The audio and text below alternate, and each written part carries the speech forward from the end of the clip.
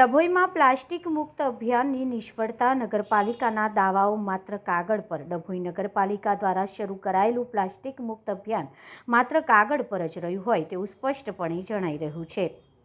તાજેતરમાં શહેરના એક વિસ્તારમાં જોવા મળેલા પ્લાસ્ટિકની થેલીઓ અને કચરાના ઢગલાઓ આ દાવાની પોલ ખોલી નાખી છે। નગરપાલિકા નિષ્ફળ વહીવટના કારણે સ્થાનિક રહેવાસીઓને ભારે હાલાકીનો સામનો કરવો પડી રહ્યો છે। શરૂઆતમાં અભિયાન અંતર્ગત કડક કાર્યવાહી કરવામાં આવી હતી, જેનાથી લોકોમાં જાગૃતિ આવી હતી, પરંતુ છેલ્લા 1 મહિનાથી આ અભિયાનની ગતિ ધીમી પડી ગઈ છે અને હવે પાલિકા દ્વારા કોઈ નક્કર પગલાં લેવાઈ રહ્યા નથી। આ ઢીલાસને કારણે ઠેર ઠેર રસ્તાઓ અને ખુલ્લા વિસ્તારોમાં પ્લાસ્ટિકનો કચરો એકઠો થઈ રહ્યો છે, જે સ્વચ્છતા અને પર્યાવરણ માટે મોટો ખતરો બની ગયો છે।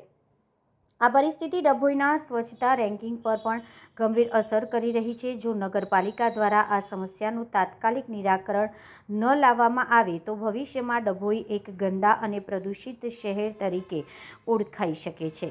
ઢાલનગર વસાહત ખાતે ચાલતા વર્મી કમ્પોસ્ટ પ્લાન્ટ પર પણ સવાલો ઉઠી રહ્યા છે। એવી ચર્ચાઓ છે કે જો પ્લાસ્ટિકનો યોગ્ય નિકાલ નહીં થઈ રહ્યો હોય તો શહેરમાં આટલો કચરો જોવા ન મળતા। આ પ્લાસ્ટિકની કાર્યક્ષમતા અને સંચાલન પર પુનઃવિચારણા કરવી અત્યંત જરૂરી છે। ડભોઈ નગરપાલિકાએ તેના પ્લાસ્ટિક મુક્ત અભિયાનને ફરીથી વેગ આપવો જોઈએ અને ફક્ત દાવાઓ કરવાના બદલે વાસ્તવિક અને કડક પગલાં ભરવા જોઈએ।